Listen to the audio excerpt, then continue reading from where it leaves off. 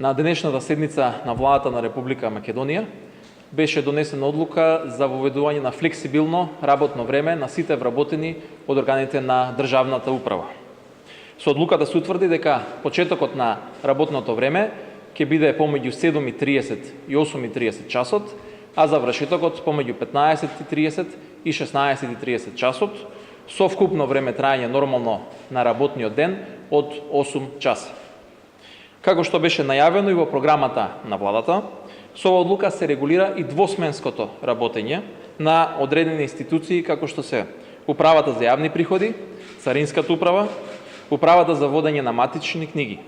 Министерството за внатрешни работи, подрачните одсеци во секторот за управно-надзорни работи во одделот за граѓански работи, како и во Министерството за одбрана, за оделенијата за одбрана за регион со градовите и општините во состав, чие работно време ќе се одвива од 7 до 14:30 часот и од 14 до 21:30 часот, како и првата сабота во месецот со време на работа од 8 до 16 часот. Ова одлука следи по серијата на консултации со јавноста, вклучувајќи ги и граѓанските организации, но и синдикатите.